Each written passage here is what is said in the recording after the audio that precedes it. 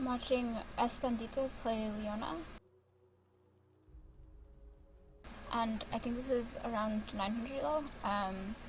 So the matchup is going to be Leona Caitlyn versus Sona Ezreal, and Leona counters Sona really hard in lane because you can just go up to Sona and kill her. But if you play passive at all, then Sona's going to be able to outdamage you really hard. Just walk straight out. A good waiting in Tribush is a good place to wait if you are not going to invade. They have a better level 1 comp than you do because Jax is really, really strong. So you probably don't want to invade, although it's often a good idea to invade with Leona, but in this case you don't want to. So just wait in this bush. There's not really any reason for you to leave that bush unless they show. If they start to show, then you get out, but they don't have any skill shot CC that they can put on you without them having vision of you. So it's safe for you to wait in that bush until any one of them shows up, and then you can leave if it stops being safe, but just wait in that bush. So for your setting items, it looks like you have a Fairy Charm and 3 green wards. I don't really know how you queued there. It's not really a problem, but now if they invade right now, like, or not the entire team invades, but say Sona comes and face checks this bush, you don't have your Q anymore. So just don't waste cooldowns like that. Your starting items, I would start with a rejuvenation bead instead of a fairy charm because you don't really need the mana regen, and health regen is really good on Leona starting at level 1 because you can't really fight them at level 1.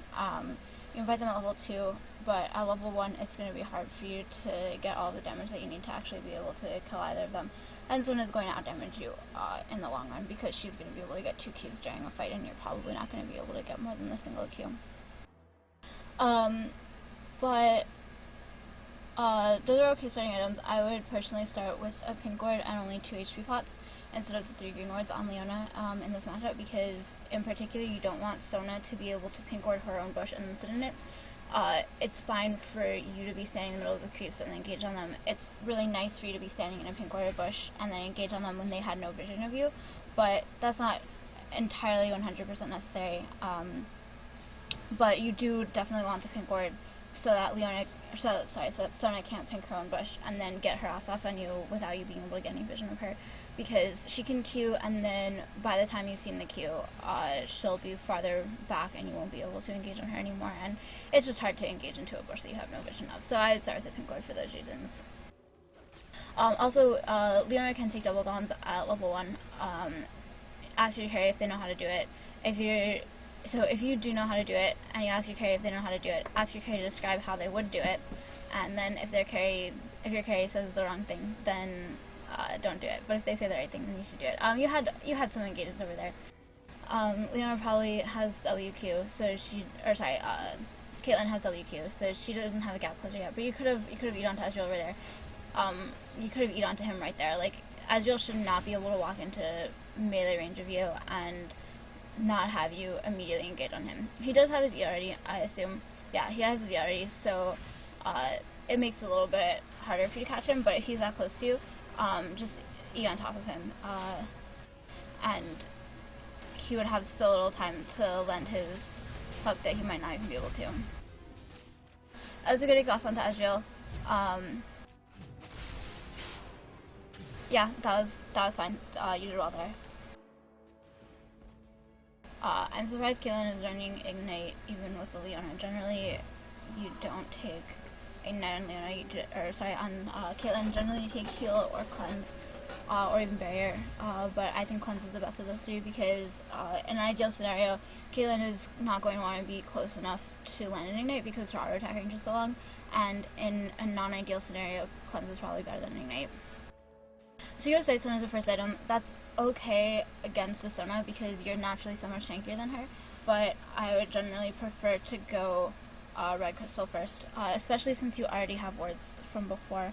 I think you only used 2 wards, so you would have had 2 green wards left over.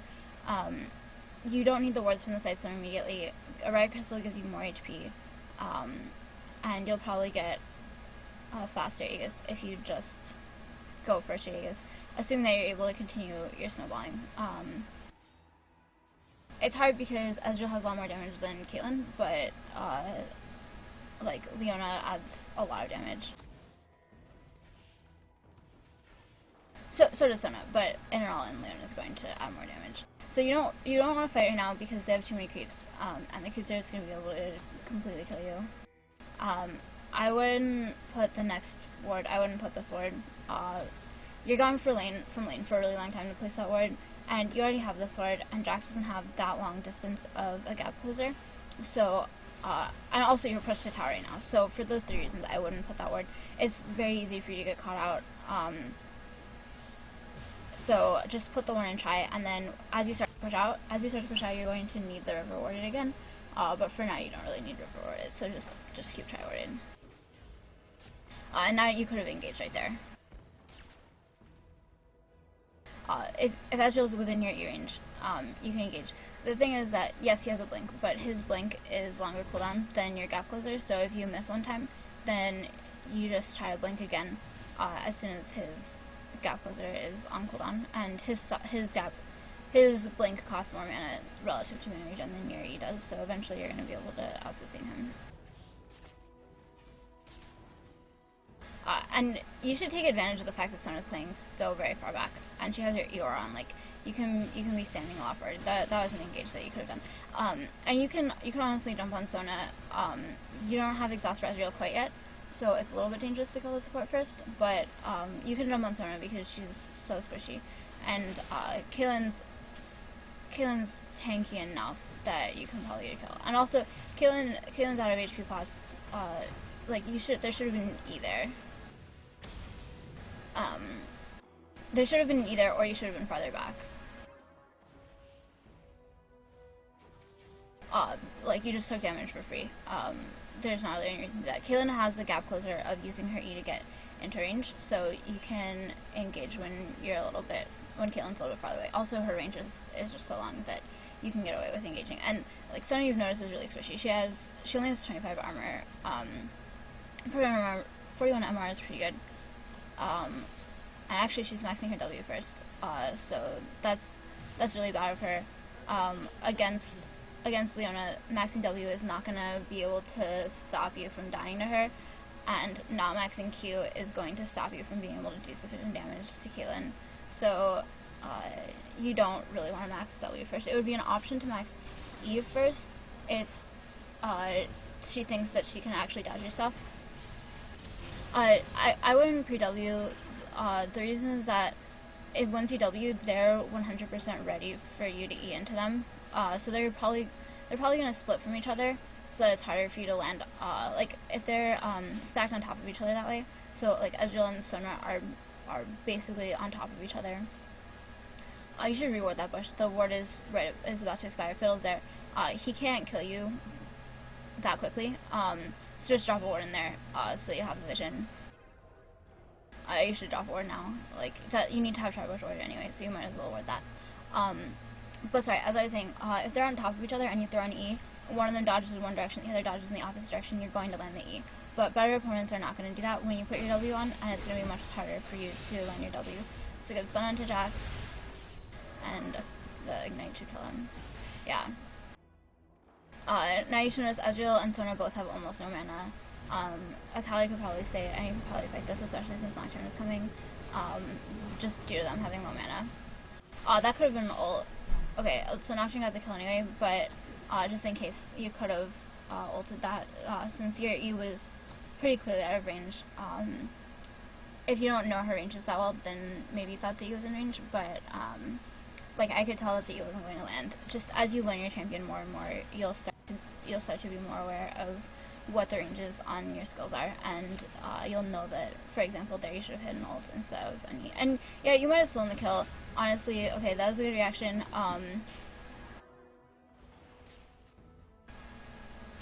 If Nocturne had been a little bit closer, you could have exhausted him, and then Nocturne could have closed to the kill. But typically, like once Caitlyn flashed out, if Caitlyn hadn't flashed out, then you would have wanted to Q Ezreal. Caitlyn shouldn't have flashed out, and then you would have exhausted Ezreal, and you would have been able to end the kill. Caitlyn has almost no mana right now. You should notice that she doesn't have the ability to gap close away from Jax. So you guys should have backed off earlier, because Caitlyn didn't have any mana. And now you should probably go back. Nocturne can stop them from taking tower, and Jax is very likely still there. You should have been putting him back that whole time. But it looks like he's doing okay. Sona should not have exhausted all right there. You should really go back to base, because you don't want to be in lane without having bot before Leona gets back. Okay, that was a good E.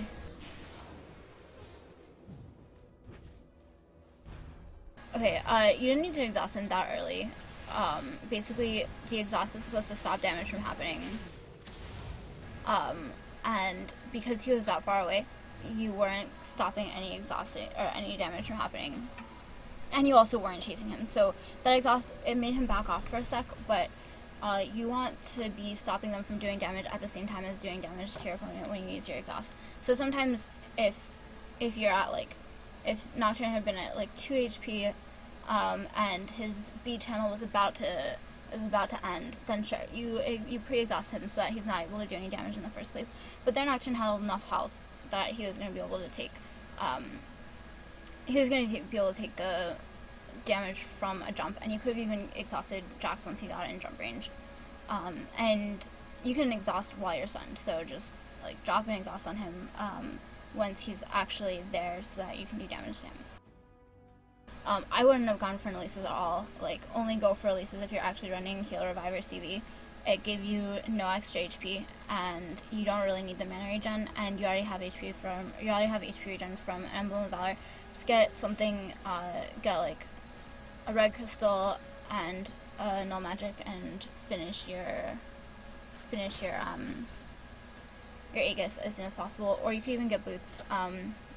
Boots they are nerfed this season, but they're still really strong on melee support, especially on Leona, because you want to be able to walk up to them. And yeah, you can eat them, but you also want to be able to just chase them with your Q. And also, I would upgrade to the Ruby Sightstone as soon as possible. Once you get the initial Sightstone, getting Ruby Sightstone is really cost effective from the initial Sightstone. Again, that wasn't a good time to ward the river, and I'm not just saying that because Caitlyn died. You weren't pushed out far enough that you needed a ward that deep.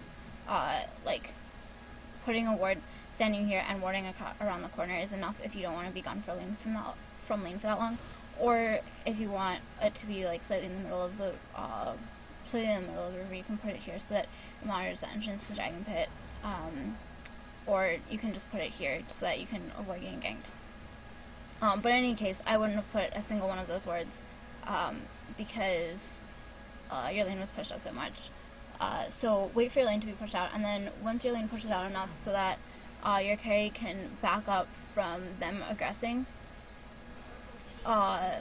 without like running into...